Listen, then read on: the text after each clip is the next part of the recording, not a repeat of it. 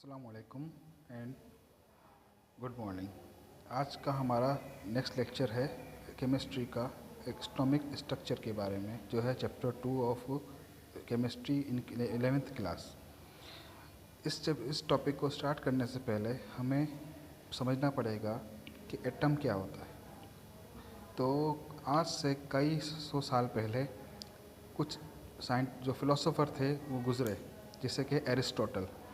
उन्होंने ये बताया कि हर चीज़ जो मैटर होता है वो बना हुआ होता है अर्थ, वाटर, एयर और फायर, इन 4 एलिमेंट से मिलके बना है।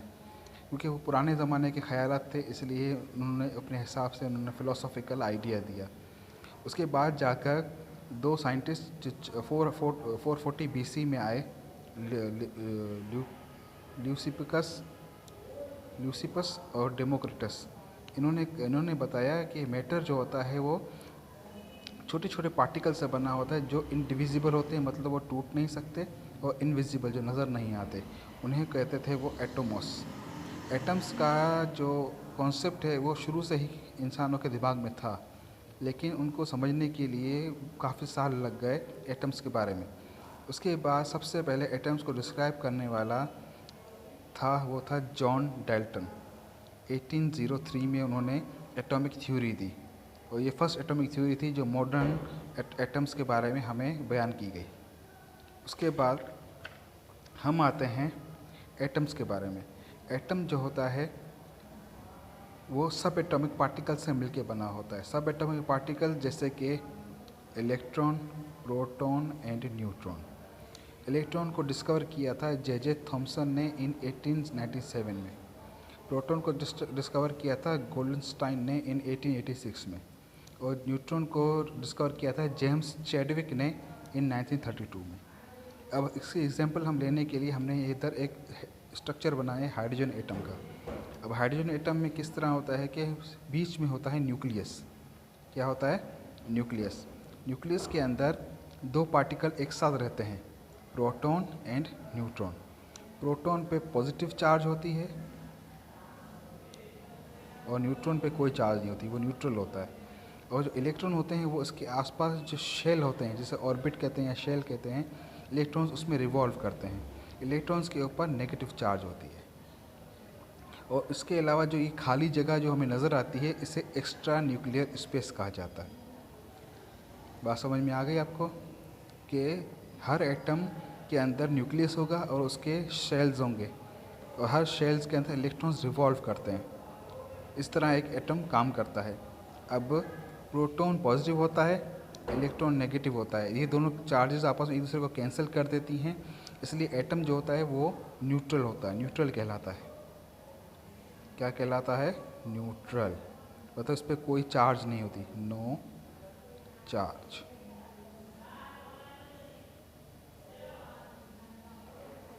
इसके बाद हम इसकी थोड़ी स्पेसिफिकेशन पढ़ते हैं कि जैसे इलेक्ट्रॉन है।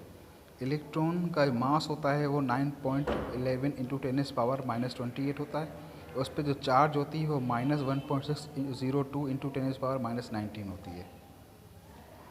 इसके बाद प्रोटॉन का जो मास होता है 1.673 इंटू 10⁻24, उस पर चार्ज होती है वो +1.602 इंटू 10⁻19। और न्यूट्रॉन का जो मास होता है 1.674 इंटू 10⁻24, जो प्रोटॉन के बराबर ही होता है, क्योंकि न्यूट्रॉन और प्रोटॉन आपस में सिमिलर होते हैं। और उस पर कोई चार्ज, क्योंकि न्यूट्रल होता है, इस पर कोई चार्ज नहीं, इसलिए उस पर ज़ीरो चार्ज होती है। ये सिर्फ ये जो इन्फॉर्मेशन आपको दी गई है, ये सिर्फ ज़ाहिर बताने के लिए दी गई, इससे कोई ज़्यादा उसका ताल्लुक़ नहीं है। अगर आप वैल्यू याद करना चाहें तो याद कर सकते हैं, नहीं तो आपको याद करने की ज़रूरत नहीं है। उसके बाद आते हैं नील बोहर, एक साइंटिस्ट थे जिन्होंने एटॉमिक थ्योरी दी जॉन डाल्टन के बाद, जो 1913 में इन्होंने दी। उन्होंने इलेक्ट्रॉन्स और एटम्स के बारे में काफ़ी चीज़ें हमें बताई। पहले ये चीज़ बताई कि electrons revolves in shell and fixed distance in definite energy, कि जो इलेक्ट्रॉन्स होते हैं वो शेल्स के अराउंड घूमते हैं, और उनका जो एनर्जी होती है वो फिक्स होती है, कि एक इलेक्ट्रॉन की जो एनर्जी होगी वो फिक्स होगी और वो उसी एनर्जी से घूमता रहेगा। अगर उसकी एनर्जी ना वो ऊपर जा सकती है ना वो नीचे आ सकती है। और उसके साथ साथ अब उसने जो सेकंड दिया पॉइंट कि इलेक्ट्रॉन नीदर लॉस और gain energy in shell. Electrons जो होते हैं ना वो एनर्जी गेन करते हैं ना वो लॉस करते हैं, वो सिर्फ शेल्स के अंदर मूव घूमते रहते हैं। और उनके अंदर और जितना शेल के हर एटम्स के अंदर एक से ज़्यादा शेल भी होते हैं, तो जितना शेल बढ़ते जाएंगे तो उसके अंदर एनर्जी इलेक्ट्रॉन्स की बढ़ती जाएगी। जैसे कि अगर एक एटम है, उसके फर्स्ट शेल में इलेक्ट्रॉन्स हैं 2 और सेकंड शेल में जो सेकंड शेल है उसके अंदर भी इलेक्ट्रॉन्स हैं 2। तो जो इस इलेक्ट्रॉन्स के अंदर जो एनर्जी होगी वो कम होगी बनिस्बत इसके मुकाबले, इसमें ज़्यादा होगी क्योंकि उसका शेल बड़ा है, उसको मूवमेंट करने के लिए ज़्यादा एनर्जी की रिक्वायरमेंट होती है। उसके बाद हम लाते हैं लास्ट के पॉइंट पे नील बोहर के कि electron get excited, its jumps out from its original shell to the next shell, but for time being it reverts towards the old shell and loses its energy from the form of light। कि अगर for example कि हमने ये electron shape बना रहे हैं proton उसका atom का, यह है न्यूक्लियस, यह है शेल फर्स्ट शेल, यह है सेकंड शेल। फर्स्ट शेल के अंदर 2 इलेक्ट्रॉन्स हैं और सेकंड शेल के अंदर भी 2 इलेक्ट्रॉन्स हैं।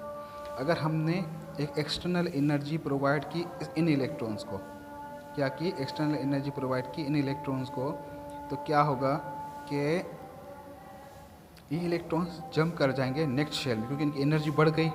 इस इलेक्ट्रॉन के मुकाबले इस शेल के मुकाबले में उनकी एनर्जी बढ़ गई।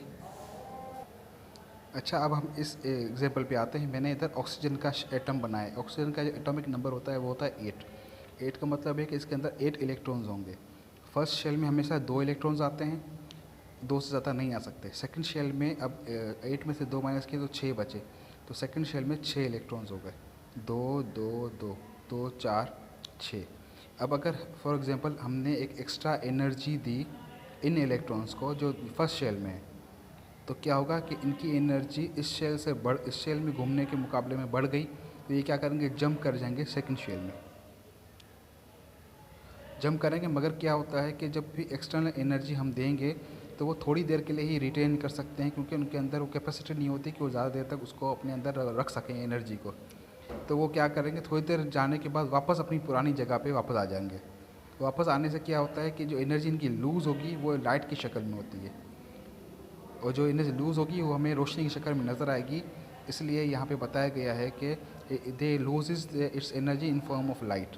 इसकी इक्वेशन है, ये जो साइन है ये है change in energy is equals to E1 E2 जो है वो सेकंड शेल की एनर्जी है, E1 जो है वो फर्स्ट शेल की एनर्जी है। जो माइनस करेंगे, जो सेकंड शेल की एनर्जी को हम फर्स्ट शेल की एनर्जी से माइनस करेंगे तो हमें आंसर मिलेगा HV या लैम्डा V। जो V है वो लाइट की फ्रीक्वेंसी बताता है और जो H है वो प्लैंक्स कांस्टेंट है जो हमेशा लाइट के लिए इस्तेमाल किया जाता है।